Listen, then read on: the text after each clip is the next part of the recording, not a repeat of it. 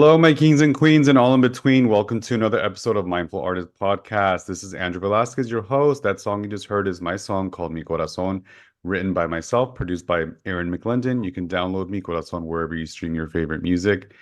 And I want to ask you a favor. Please go into the reviews, give us some stars, share this with somebody that you love, that you know is creative and is trying to pursue their dreams, or maybe you're a creative person that is an entrepreneur. Email me at mindfulartist@podcastgmail.com, and I'd love to have you on as a guest. And for today, your one-stop shop for all things balancing mindfulness, creativity, spirituality, while being an entrepreneur. I have an amazing guest, you guys. I'm so excited to introduce this lovely person to you. You guys, let's give it up for Joe Dulude the second. Yes, welcome, Hey, Joe. How are thank you doing, you. beautiful? Thank you. I'm doing good. I'm doing good. Good to see you. Is it okay if I give you a little bio really quick? Yeah, of course. All right, you guys. So who is Joe Dulude the second? Joe Dulude II is probably best known for his Broadway and West End makeup designs on such productions as Wicked, Beetlejuice, MJ the Musical, Spongebob SquarePants the Musical, Torch Song, Sunday in the Park with George, Sweet Charity, Holiday Inn, Allegiance, and many more. Joe is also a makeup artist for film and television designing Annie Live and Jesus Christ Superstar, which was an Emmy nomination. His work on film and TV includes The Holdovers, Black Flame, Don't Look Up, The Gilded Age, Castle Rock Season 2, City on a Hill, Ghostbusters, and many more. He taught for several years at Muhlenberg College, Pace University, and the Hartt School. He teaches and presents worldwide for the Powder Group, the Makeup Show, the local 798, as well as teaching his unique and creative classes in Sao Paulo, London, and throughout the US. During the pandemic, he began to offer his classes through Zoom and continues to do so. He has won a Etsy Design Award and a local 706 Hair and Makeup Guild Award for his work. Throughout his career, Joe's work has enhanced the faces of many well-known actors and performers for television, theatrical, and personal appearances. He is also the chair of the local 798 Makeup and Hairstylists Union Mentorship Program. Joe is a fine artist showing his work in New York City and Pennsylvania. He is a performance artist and a drag queen, having created his most memorable and drunk character, Mr. Drag. He has written several shows produced by Eggtooth Productions, of which he is a board member. Joe has also created video content as Mr. Drag, as well as several other characters that he has created. Wow, what a bio, Joe. Oh my God. I was Congratulations. just thinking, God, I should probably narrow that down and make it a little No, shorter. no, no, no, no. It's well earned, well deserved. You did that. How does it feel hearing back like a little bit of your legacy and the iconic makeup and looks that you have created? It's so strange because Wicked just celebrated its 20-year anniversary, and so that was the first Broadway show that I designed. I had been doing makeup for a long time before that, but it's the first Broadway Right. show I designed. But Congratulations, by the way. thanks. And it just, I don't know. Sometimes it feels like it was just yesterday, and then other times it feels like it was so long ago. And when I actually look at a list, like when people be like, well, what shows have you done? When I meet someone that doesn't know who I am, and I'm like, go through my head and try to remember, and I always Uh, forget. Uh, but then I'm like, wow, I really have done a lot. you Like, have. and it doesn't always seem that way. I think because I tend to live more in the present moment than Hmm. in the past stuff. So I love that. so it just seems like this is whatever I'm doing now is what I'm focusing on, and that's what I'm doing. And so sometimes I forget like all the things that have been. That's so cool. No, this is exactly why I wanted to have you on here, not because of just your legacy, but exactly what you just said. This is that space for being able to balance and be present and soak it all in, but reflect and be grateful, right? Mm. So let's reflect a little bit. Let's go back to a little bit of Joe Dulude II's origins. Where are you from? Where were you born? How was it growing up? Like, were you always this creative? Like, did you know this is what you wanted to do? I was born in Pawtucket, Rhode Island, which is actually where I live currently. And never thought I would move back to my actual hometown. I thought Cool. maybe back to Providence, but I'm Full back in, circle. yeah, closer to be closer to my family and help out with them a little bit. And I was always creative since I was a little kid. I was always into, I'm a huge like fantasy sci-fi nerd. I collected comic books. I played Dungeons and Dragons. I still play Dungeons and Dragons. Yes. Playing over the New Year's with my friends that are coming up from New York. So I was always really creative. I was always drawing. I really, what I wanted was to be an artist. That's Yeah. what I wanted to be. And then, of course, everyone tells you that, you can't be an artist because you can't make any money being an artist. And Hmm. so then it was like, well, how can I sort of be an artist and not, and make money? Sure. Uh, and so I went to school for graphic design, and that was like kind of the closest thing. So then I could still take like Makes drawing sense. classes and all of those kind of art classes and learn, but then Hmm. I would have a viable, quote unquote, viable Yeah. job. Yeah. I love the art behind you. Is that your work too? Is that This is my work, her, and then Gorge? Is that Mr. Drag? no, sadly, and then Okay. that one way up there is also mine. The rest of So it, all the cool. ones that I've collected, I see Bowie back there too. yeah, that was done And by my friend Tony Dieterlisi. So he's an amazing, Wicked. yeah, Cool, cool stuff. my portrait wall. I also have like right there is a really cool one where it's these sketches that Carol Kane Hmm. did when she was cast as Madame Morrible, and she had some of Amazing. her second wig. So she did all these sketches, and then I said, when you're done with that, can I have that? And Yeah. yeah. So for those of you listening at the podcast, make sure that you go to the YouTube/Andrew Glasses and check out the visuals of this because you have to check this out. So cool. Well, Joe, then how were you? Do you practice any kind of spirituality? Like, were you raised any kind of specific religion, or how was that growing up, and where are you at with that today? I was raised Catholic, so Hmm. anybody that knows what Yeah, that I was. know. I was Um, too. Catholic school for 12 years, and Hmm. taught by nuns a lot. There were nuns in my family, like the extended family, not the immediate family. The catechism of it all. Yeah, my parents were very strict Catholic. They mellowed out a lot over the years. So it was a little tough, and especially like, I was born in 71. Hmm. I think I knew I was gay early on, but of course that wasn't something that you could really say. And so it was something that I had to hide for a very long time. Once I turned 18 and I didn't have to go to church anymore, I did Yeah. not. Uh, Yeah. I think religion is a really great thing for people, but I think people turn it into weapons, and it's not Yeah. core of what religion is about. Uh, Hmm. and I've had some really great discussions with my mom Oh, good. over the years about this because I'm not saying to her like I personally don't believe God exists. I believe that we are all connected through energy. Hmm. And but like I still respect that my friends, my family believe in that, and I think Sure. that's a good thing. It's a good thing for it helps them through tough times or any time really. Yeah. And we all sort of think the same thing and we just call it something different.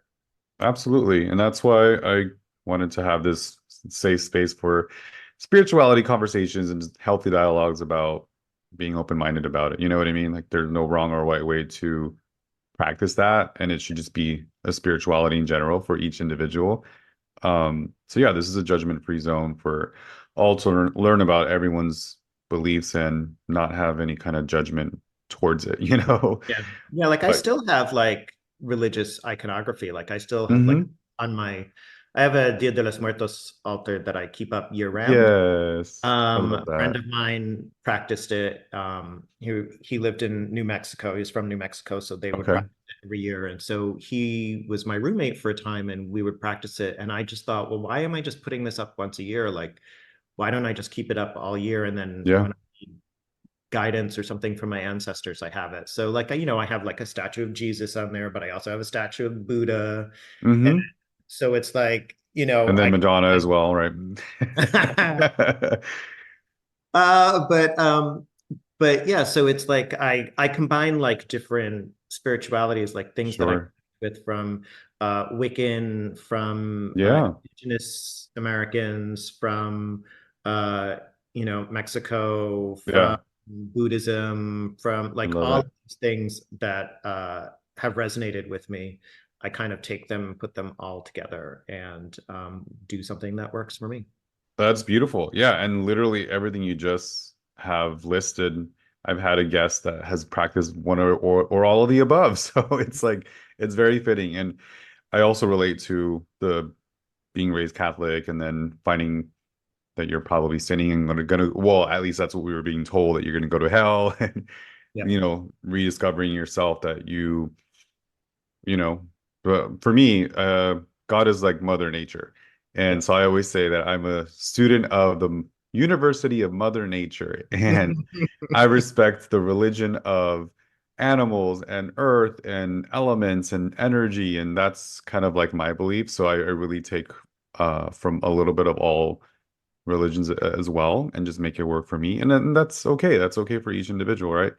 Yeah. I also have an altar throughout the year with my mom, with my pets that have passed, and they're just there to like guide me and give me, some good vibes. So I love Yeah. that you practice that as well. Thank you for sharing that. Very cool. So then how did it take off? Like where was that moment of that click of, all right, this is it. This I'm not doing the graphic artist designing anymore. I'm not gonna do the fine, which you still practice a little bit of the fine arts. But when was it, okay, Broadway is my career, musical, like stage performance, like this is what's gonna happen. Yeah. Honestly, that part kind of just fell into my lap in a way. Okay, You know, I started, so I moved around. I moved to Atlanta for a year. Uh, James Vincent, who's my best friend and love amazing James. artist, he moved down to Atlanta to be my roommate a little bit after I moved there. I left after a year. He stayed. He started working for Mac. Then I moved to New York City. And, I always loved makeup as a kid. Like I loved monster movies. And so I would always do Halloween. Like I would do crazy looks on myself. I would like practice on Yes. their nieces and do all kinds of stuff with that. And I had done theater like throughout my life. Like I had acted. I had Okay, been on cool. stage, community theater when I She's a went to performer. college. Yeah. When I went to college, I did it. And then I kind of stopped doing it for a very long time. And so, but I always loved makeup. And so James was like, why don't you apply for Mac in New York City? Like this Yeah. is perfect. And this was the 90s. So like mid 90s, mid to late 90s. He's like, this, Oh, and it was so cool. Owned by Frank and yep, still Frank privately and owned, uh-huh. Frank and Frank. And it was Just all about creating face charts. creativity. Yep. And he's like, this is the perfect place for you. Like you would love it. And so Love I it. applied at the Mac Soho. It was opening up, and I got a job as a cashier, and then eventually moved up to third key, and then to assistant manager, and then to acting manager. And this was in Soho. And then they moved me to the original Pro Store in New York to be the manager there. So I Wow. started doing like events and body painting and fashion week and all of that. So all my background mostly was like Yeah, at that was editorial and fashion because sure. that's the world that I was living in. Hmm. And um, then Estee Lauder took over Mac, and it wasn't the same company that I had started with. And I was like, Right. I need to do something more. So I decided I was going to move to LA and work on films and try and go to school for special effects. Awesome. I did not know that about you. That's so Yeah. cool. You're So bi-coastal like I, me. yes. So I moved cross country and moved to LA and struggled a lot. Yeah. But one of the goals that I wanted was to get into the union. And so I was working to get my days to get into the union Hmm. and not really making any money. And I was a friend of mine reached out and they wanted to do a film trailer so they could shop it around to get funding to actually make the film itself. Sure. So we did 3 weeks in Montana, and then we were doing a weekend in New York. Hmm. So they flew me to New York. And so I was there. And while I was there, I was like, well, I'll set up stuff for Fashion Week. So I used to work for the Ian Style Network. So I was like, oh, I'm here if you need me to do stuff. So I stayed longer. I was working on some things. And then a friend of mine, Kate Best, who is Vanessa Williams' makeup artist, and J Lo, Hmm. she was doing Into the Woods with Vanessa on Broadway. That's And right. I do remember that. Yeah. And so she found out I was in town and she said, "Hey, I need someone to cover for 2 shows. Would you do it?" And I said, "Sure." Went in, 2 shows turned into 8 shows. I went back to LA. She said, "Can you come back another week and cover for me?" And I said, "Yes." She flew me back. I covered for a week. I flew back to LA and then she called me the week after and said, "Will you come and take over for me?" Because she's a celebrity makeup artist. She doesn't want to work 8 shows a week in a dark theater. Right. It's a different vibe. Yeah. Totally different. So in the same year that I moved to LA, 7 months later, I moved back to New York. Wow. And I worked on the show until it closed, which is when Vanessa left. Okay. And I got my union status through that because I had made enough hours. And so Yay. I was able to get into the union at that point. But then that job was over. And so I knew that the costume designer was going to be designing Wicked. And I had read the book and I loved the book. And I just said, I would love to work on it, like doing the same thing that I was doing, like working on the show. Yeah. So I didn't hear anything for a while. And then suddenly I get a call from her office saying that she would like me to come in to interview to design the show. And so I was like, oh, Wow. okay. Because they were looking for someone with an editorial background because the director didn't want it to look like every other theatrical production at the time. Sure. So I went in and interviewed and then I got it.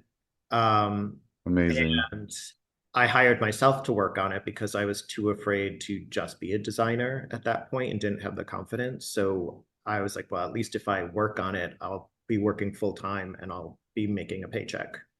And then things just started snowballing after that, where it was then like, oh, I got asked to do another show because someone really liked my work in Wicked. And then my name started to get out there. And then slowly, you know, it got to where it is now, Bravo. which is kind of Yeah. crazy. But, So cool. yeah, I have a lot of future professionals or mentorees, students that I've had in the past that are most likely listening to this. And can you share a little bit of what the union is and how that benefits your career? And some of them are not aware of what the difference is with like having an agency and then being a part of a union.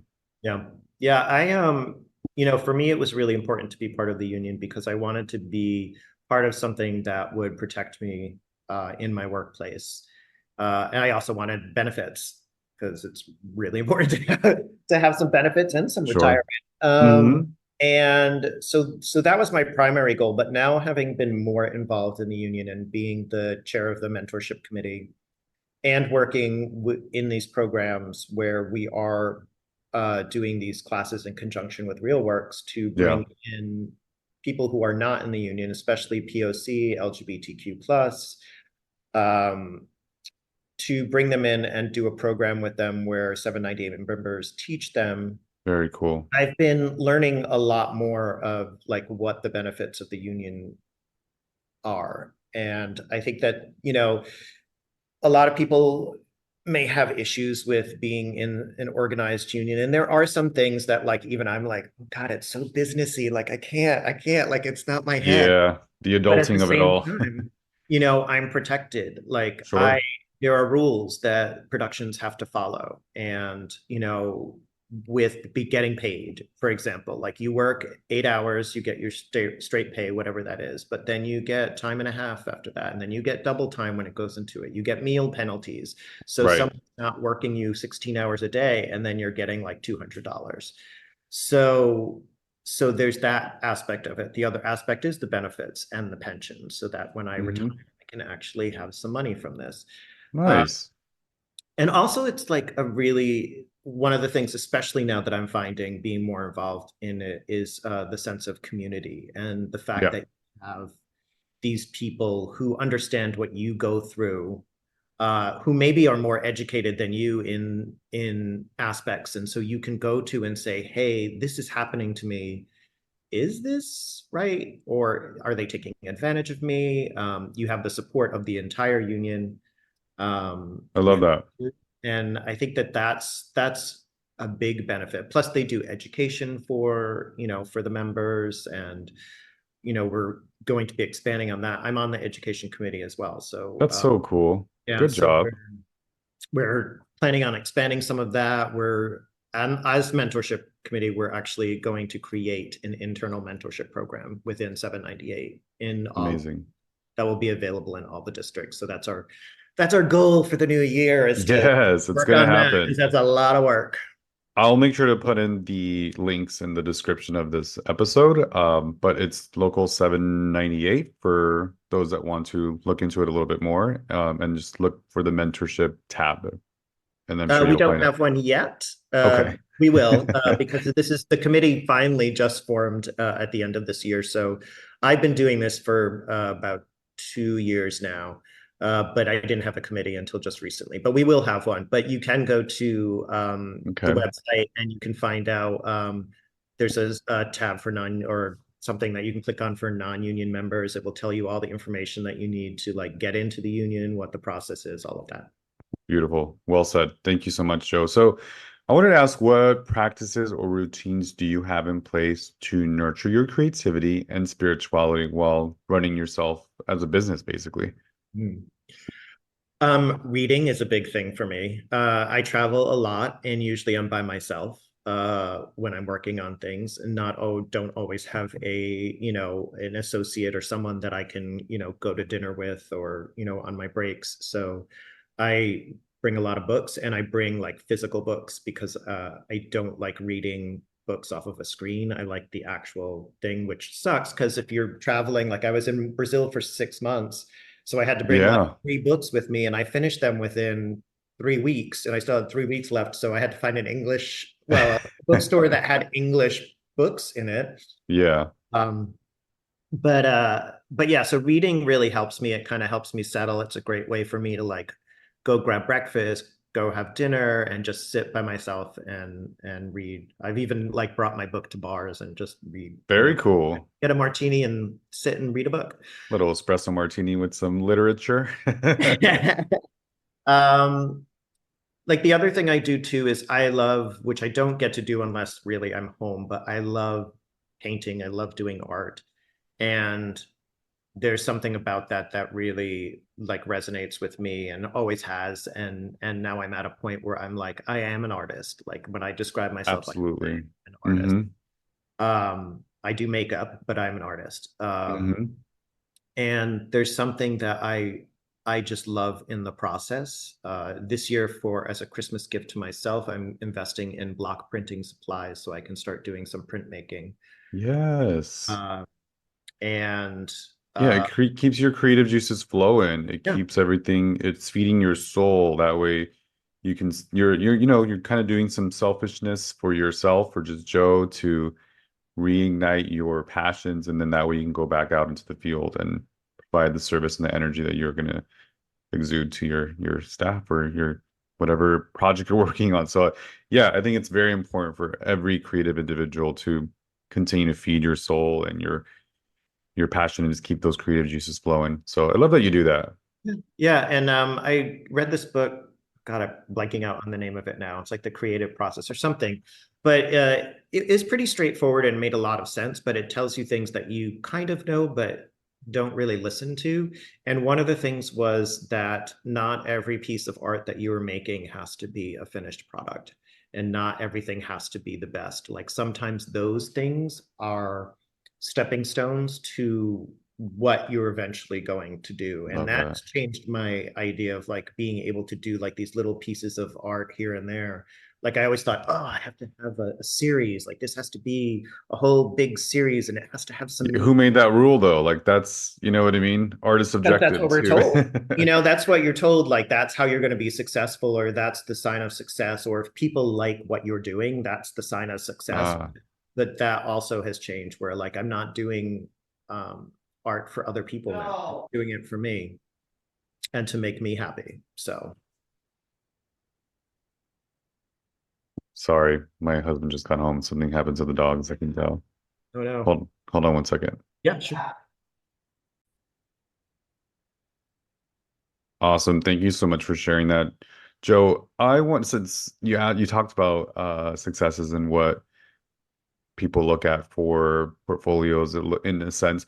How do you measure success in both your creative and entrepreneurial pursuits, and do they overlap in any way?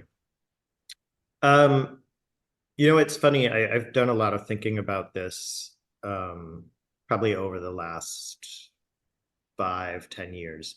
Um, and I realized, and it was like after, so I was nominated for an Emmy for Jesus Christ Superstar. Yes, I love that one too. It's so good. And I lost to Saturday Night Live, which everyone loses to Saturday Night Live every year, so it makes no sense. But You're still on that level. You were yeah, nominated. Like yeah. And amazing. it made me realize like when because everyone thought that we were going to get it. And people were very surprised, including Louis Zakarian from Saturday Night Live. He was like, I didn't prepare anything because I thought you were Yeah, you're winning. right. You're right. He was like, I voted for you.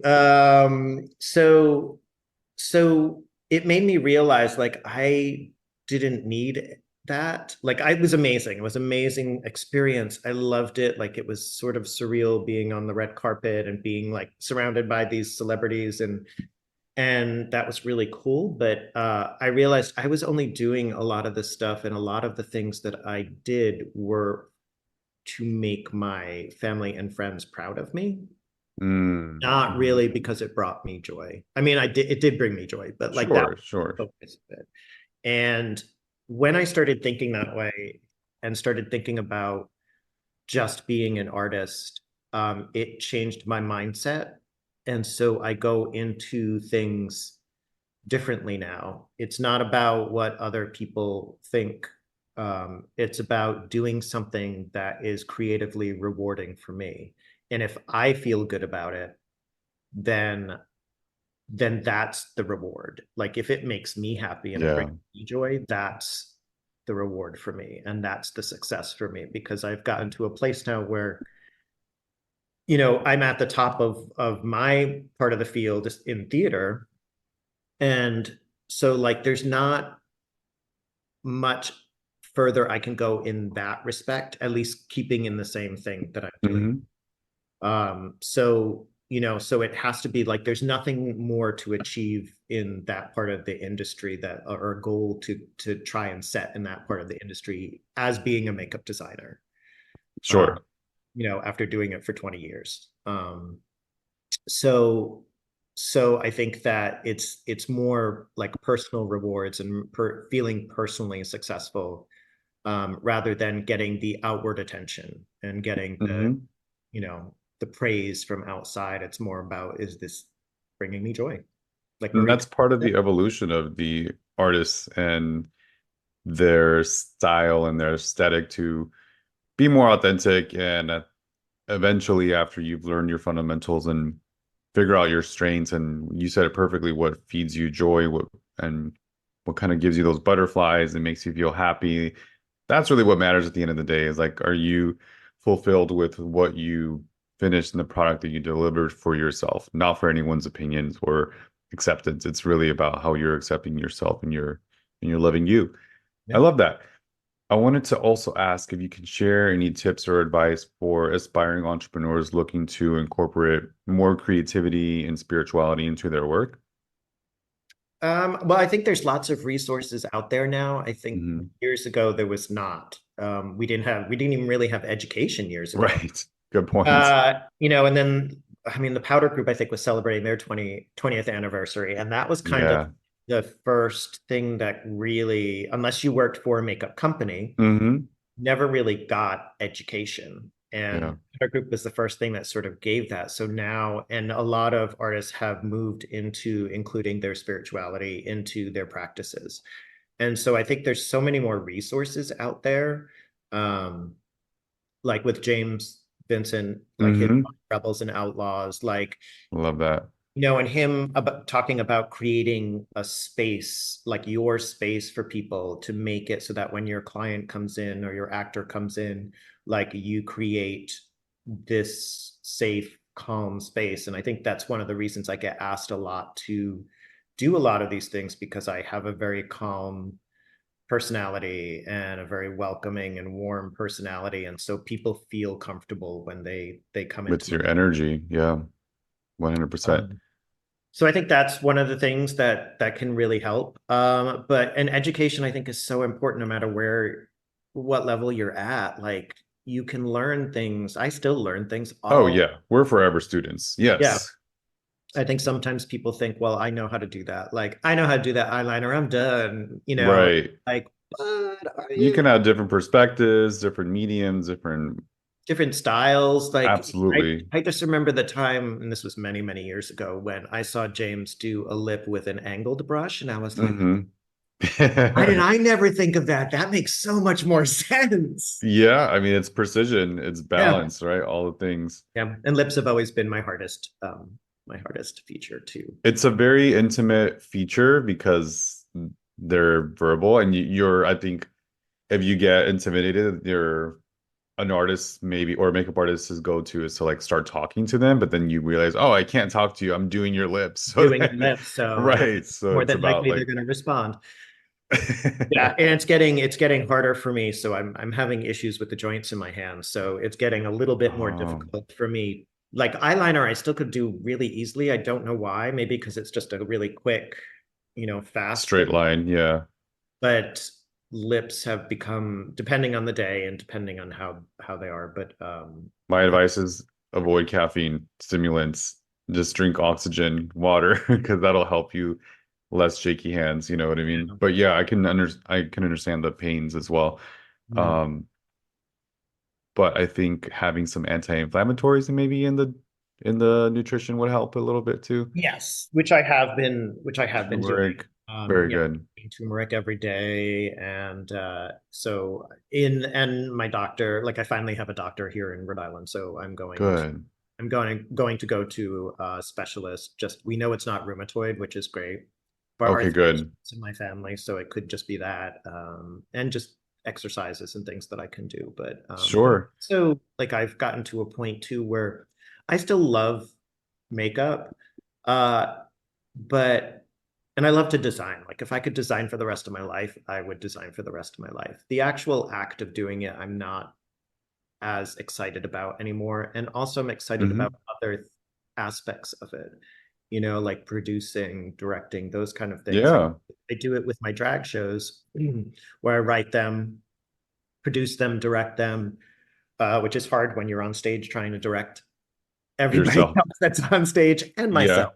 Yeah. Yeah. I have a co-director, so she watches from outside and she's able to, you know, Very cool. balance things. But it's, that part of it, that part of creativity and being able to, I've been in this industry for so long that like I see what's good and what's not good.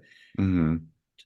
So I want to be able to take that and also, be part of that aspect of it.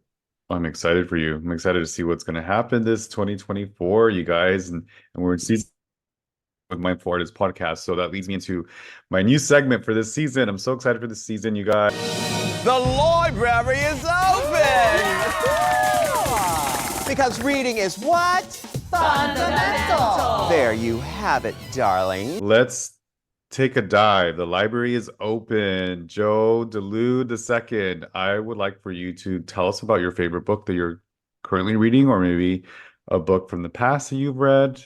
If you have it, you can show it to us and tell us the top three reasons why. Like what do you suggest about this book? Cool. Well, before I go into that one, I did get this one because I couldn't remember the name of it, which is the Yeah. Creative Act, A Way of Okay, Being cool. by Rick Rubin. So this was the one I was telling you about that, I love the cover. yeah, it's a really, really great read. And like I've, The marked Creative Act. a bunch of pages. Yeah. Creative Act by Rick Rubin. I was torn because I have two books. One is one that I read years ago. Um, and it's City of Night by John Recchi. Uh, and this is a really incredible, he's a writer, but he decided that he wanted to be a sex worker. And this is, I believe, probably in the 60s, 70s. I can't remember when exactly it was, and it's basically the story of his life traveling to all these different cities: New York, Chicago, New Orleans, San Francisco, Los Angeles, and the stories. And his writing is so beautiful. But it's basically the main story is just about him sort of not allowing love into his life and Mm, living this life that he did, thinking it was what he really wanted and really enjoyed, but it was really, and anytime someone made a connection with him, he kind of like shut them down. sure. And years ago, I had taken a chapter out of this and I had written a play based on that chapter. As And Mr. Drag? no, not as Mr. Drag. I actually Okay, okay. produced it and directed it. Got I it. was not in this one. But what I've decided to do is I reread the book just recently, and I've decided I want to sort of redo that play Very and cool. base it on the entire book, and kind of take from this and be inspired by this. But I love that. That's exactly what I'm talking about, you guys. See, sharing some narratives, some new literature from other, creative people that and now look at you revisiting this in a different mindset yeah. and you're going to redo a project that you've done once and make it even better. That's so cool. Yeah. Congrats. I love that. And then this is a book that I just read, The Strange and Stubborn Endurance. Okay. And I told you I'm a big fantasy and sci-fi nerd, and it's rare when you can find like LGBTQ plus fantasy stories that aren't like cheesy, cheap, almost porn. Yeah. Uh, Right. and this one, I believe the author is non-binary, I believe. Very Uh, cool. but it's basically a fantasy story, and it's about these different countries and where this one son who comes from a country that is very like religious and doesn't really where homosexuality is a sin, but the son of this like really wealthy guy who's in control is basically having to like hide his homosexuality, and he gets betrothed to this daughter from another country so they can have an alliance.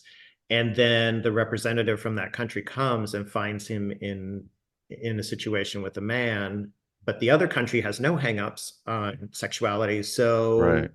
she's like, well, great, then you can marry the son.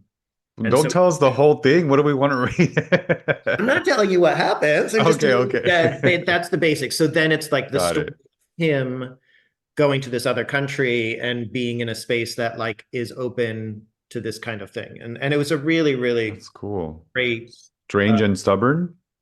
a strange and stubborn endurance. Thank you. So yeah. So Very that one cool. I just finished reading probably like a few weeks ago, I and love that. looking forward to the next book in the series. I enjoy learning from other creatives as well and seeing what, tickles their brains and learn from that experience too. Thank you so much for sharing that. I love that. So this leads me into my other favorite part of this podcast called Wrapping Up Mindful Artist Rapid Cues. I'm going to ask you 3 questions, Joe. Okay. Write intuitively wherever you feel your answer is. Just don't think about it too hard. Okay. Question number 1. Who is your hero and why? Oh God. Who is my hero and why? I don't think I've ever thought about this.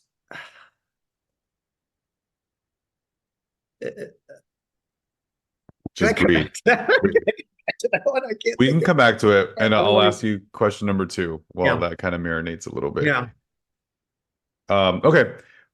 Your favorite music album of all time? You're making this really difficult for me because I have so many. I love so much music to say like one. Like, and it also depends on my mood. Can I say like You, my favorite band of all time or my favorite musician of all time? that's fine. Yeah, yeah. Uh, This is maybe this will help because I always say maybe Baby Joe listens to this album frequently, or you're on a deserted island, one disc man, one headphones, and you can only hear this one album. um, I mean, ELO has always been, the Electric Light Orchestra has always been Good one of my choice. favorites. Hmm I think it's just the orchestration, the feeling, everything about it. So I would say ELO's greatest hits because then I can get all the songs from them that I like. There you go. There you go. Good job. I love that. Cool. All right, that took care of number 2. We'll revisit Yeah. number 1 in a little bit. Question number 3. What is your favorite quote of all time and why? Um, hmm. These are so difficult. I should have prepared for these. I usually don't. Give the now I'm going questions through in all the advance. quotes in my head. I think there's a quote from by Betty Davis in her last movie that she did, which was like The Stepmother. I can't remember what it was. It was not a very good movie, but she actually passed away in the middle of it, so they had to change the storyline, and she was playing like a witch. Um, and uh, and she says this line, "I am not the kind of woman that needs to be waited on hand and foot." And it's always sort of resonated with me. And also, it's a quote that always reminds me of James and our friendship, because that was like a big thing. And we used to make mixtapes for each other, Oh, put quotes from movies on them. And that was one of the ones that I would always do. And I would like edit it so that it would like kind of like, like I was scratching on a record. spoken word, yeah. A Yeah. little So it would bit. like, I would kind of like have it repeat itself over and over. That's so clever and sweet and thoughtful. I love your guys' relationship. That's so sweet. That's community. That's also spiritual. And Yeah. that's part of what's feeding your soul and keeping you guys grounded and present. Cool. Thank you for sharing those. So we got EDO and Betty Davis. Very Yeah. cool. I need Let's my revisit your hero. Who's your hero and why? This is such a hard. It can be a personal hero or a career hero. There's no rules to this answer. Yeah. Um, I mean, the one person that really pops into my head is the actress Patty Duke. Uh, Mm, and she was part of Wicked when we were in San Francisco, and her and I became very close because I would have to go do her makeup every day. And to see how she moved through her life and to know her story and the things that she went through, and then to like build this relationship with her to a point where, you know, she's giving me the advice that I need to yeah. get through what the situation that I was going through. And I think that like, being in the situation that she was at the time, where she was bipolar and she was on medication and stuff, and just seeing how she was able to maneuver through that and work through that in her life, and then still just be this like ball of joy like every moment, And uh, perform. and perform. Yeah. Yeah. And Incredible. yeah, and it was sad when she passed away, and Rest in peace. we would call each other usually around the holidays every year and just catch up. And it was the one year where I called her and left a message, and then she passed away shortly after that. So it was just a sad moment. Her husband had said, she kept saying she needed to call you back, she needed to call you back, and then so it was like it was a She's very, with you. yeah. And I'm sure she received that message very well. And she'll be giving you messages throughout your career. So, and you have that altar. I'm sure there's signs of her there as well. Oh yeah, a little gift that she had given me is on there. So yeah. There you go. I Yeah. love that. That was great. Thank you so much, Joe Dulude. You're welcome. Where can we follow you? Where can we support your craft? And do you have anything that you want to plug? Any projects that are coming up that we should be excited about? So Instagram is the easiest way. It's at Dulude2, Dulude2. That's where I post most of my things. I'm not the best social media person for sure. But if I'm It's a doing job. It's a lot. it is a job, and it's a job I don't want. So if I was independently wealthy, someone else would be doing that job for me, like Joan Collins has. But Yep. your social media is great. And and then Mr. Drag you can find on YouTube. I did a series during the pandemic called Quarantini. So if you look up Mr. Drag Quarantini, you can see those. They're all like 10-minute videos. The Drag Sisters, So which is the cool. big shows I do, you can find on Vimeo if you search Drag Sisters on Vimeo. The recordings are not the best. We get it done for free. So, I'm sorry about the sound and the editing. It's not us. It's about the entertainment and the message. Yes. And then right now, I'm excited about the mentorship committee and the internal mentorship Hmm. that we're doing, and how that's going to advance. And then also, I can say this because I think we're pretty much at the end of negotiations, is I will be designing next year Death Becomes Her, the musical. Oh my God, that's amazing. Congratulations. Oh, that's gonna be So epic. That's yeah, gonna be epic. Yeah, I am very excited about it. We've been having meetings, and it's going to be a fun show and a really, really difficult show Heck uh, yeah. to figure out.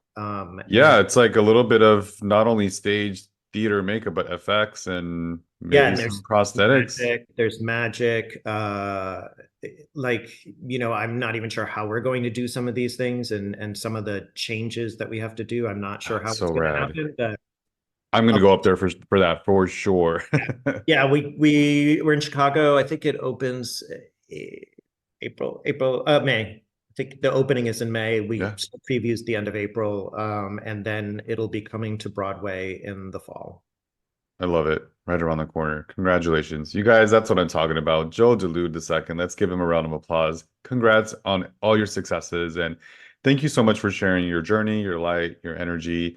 I received it well. I know the listeners and the viewers are also receiving it. And you guys, this is your one-stop shop for all things mindfulness, creativity, spirituality, while being an entrepreneur. That song you're about to hear is Mi Corazón, written by myself, produced by Aaron McLendon. Make sure that you follow us on Instagram at Mindful Artist Podcast. Share this episode with somebody that you like, and then tag us. That way we can get a little bit more on the algorithms and have some stars and reviews. You guys make sure you make an impact in somebody's life, my kings and queens and all in between. Thank you so much, Joe. Till next time, You're everybody, I'll see you. Much love and light. Take care. Bye, Joe. Bye.